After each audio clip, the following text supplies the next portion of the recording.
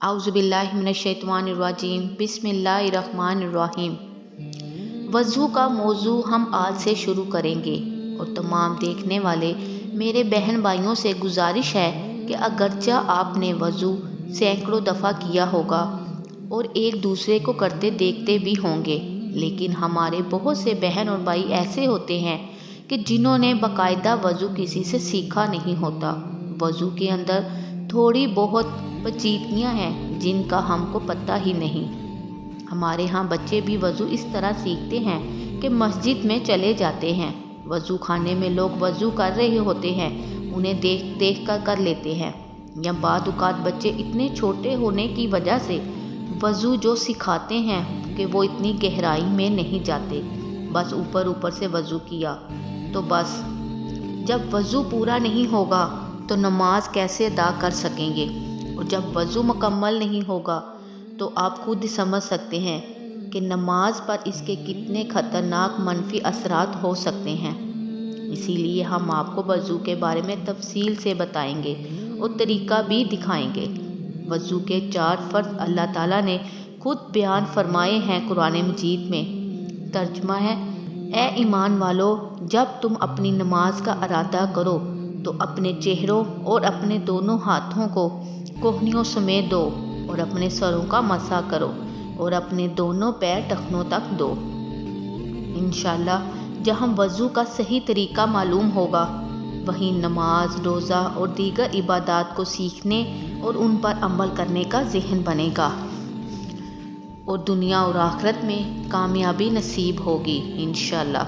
اللہ تعالیٰ ہمیں عمل کرنے کی توفیق عطا فرمائے، آمین۔ آئیے وضو کا طریقہ دیکھتے ہیں۔ میں وضو کا عملی طریقہ پیش کرتا ہوں، غور سے دیکھتے جائیے۔ پہلے نیت کر لیجئے، دل میں نیت حاضر ہونا کافی ہے۔ بسم اللہ کہہ لیجئے، بہتر یہ ہے کہ بسم اللہ والحمدللہ کہیے کہ حدیث پاک میں ہے کہ جو وضو سے قبل بسم اللہ والحمدللہ کہہ لیتا ہے، جب تک وضو باقی رہتا ہے فرشتے اس کے لیے نیکیاں لکھتے رہتے ہیں۔ اب میں ہاتھ دھو رہا ہوں، 3 مرتبہ ہاتھ دھونا سنت ہے، اور ہاتھ دھونے کے بعد اب یہ خلال کرنا بھی سنت ہے انگلیوں کا ہاتھ کی۔ قدم راہ سنت سے ہرگز نہ بھٹکے، مجھے سنتوں پر چلا یا الہی۔ لیکن اتنا پانی کافی ہے، تھوڑا سا۔ قدم راہ سنت سے ہرگز نہ بھٹکے، مجھے سنتوں پر چلا یا الہی، میرا ہر عمل تیری۔ اب الٹے ہاتھ سے ناک سلکنا ہے اور پھر چھوٹی انگلی ناک میں دونوں نظروں میں گھمانی ہے۔ میرے احمد رضا یا الہی، کوئی ضرورت ہاتھ دھو لیا، اب منہ دھونا ہے۔ محبت میں اپنی گمایا الہی، نہ پاؤں میں اپنا بتایا الہی۔ یہ خلال بھی سنت ہے، داڑھی رکھنے والوں کو یہ سنت میں نصیب ہو جاتی ہے۔ ہاتھ دھونے کا طریقہ یہ ہے، انگلیوں سے شروع کریں اور کوہنی سمیت، اور افضل ہے کہ آدھے بازو تک دھوئیں۔ کوہنی سمیت تو فرض ہے اور آدھے بازو تک مستحب۔ غور سے دیکھیے، بسم اللہ الرحمن الرحیم۔ انگلیوں سے شروع کروں گا اور اس کو میں انشاءاللہ اس طرح، وہ آپ کو لگے گا کہ میں نے ایک بار دھویا، لیکن وہ 3 بار دھلنے تک انشاءاللہ میں وہ اس کو پانی کے نیچے رکھوں گا۔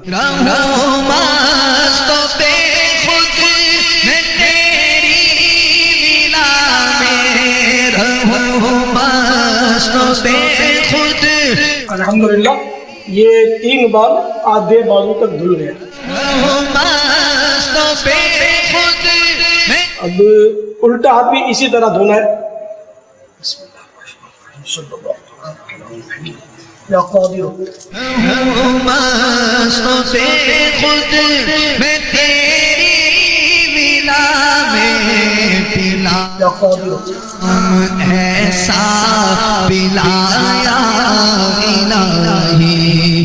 یہ مستحب ہے کہ اس کے پانی کے قطرے ٹپکا دیے جائیں. اب اگر ہاتھ سوکھ گئے تو تھوڑا سا پانی لے کر ہاتھوں کو تر کر لیجئے اور مسح کرنا ہے. مسح کا طریقہ دیکھ لیجئے. دیکھیے یہ تین انگلی یہ اس طرح آپ نے رکھنا ہے. شہادت کی انگلی اور انگوٹھے کی کیفیت دیکھ لیں. 3 انگلیوں کو میں نے ملا کر رکھا ہے. اب ان 3 انگلیوں کو جہاں سے بال جمنے شروع ہوئے پیشانی کے پاس سے آپ اس طرح رکھیں کہ ہتھیلی کے حصے تک یہ سر سے لگ جائے اس طرح. اور یہ بیچ کی انگلی جو ہے یہ دیکھو ملی ہوئی ہے, یہ الگ نہیں ہونی چاہیے سارے سفر میں آپ کے مسح کے. اب یہ میں نے بسم اللہ یا قادر یہ آخر تک انگلیاں ملی ہوئی رکھنی ہے جتنی مل سکتی ہیں.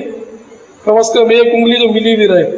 اب یہ پہنچ گئی آخری بالوں کے حصے تک. اب آپ نے پلٹنا ہے. یہ بھی بیچ کے سر کا مسا ہوا ہے. ابھی جوانب یعنی سائڈیں باقی ہیں. اب ہتھیلیوں کی باری ہے. انگلیوں کی ڈیوٹی ختم ہو گئی اور شہادت کی انگلی اور انگوٹھا شروع میں بھی نہیں لگے تھے بالوں پر اور اب بھی نہیں لگیں گے. تو اب یہ اس طرح آپ نے پلٹنا ہے ہتھیلیوں کے ذریعے.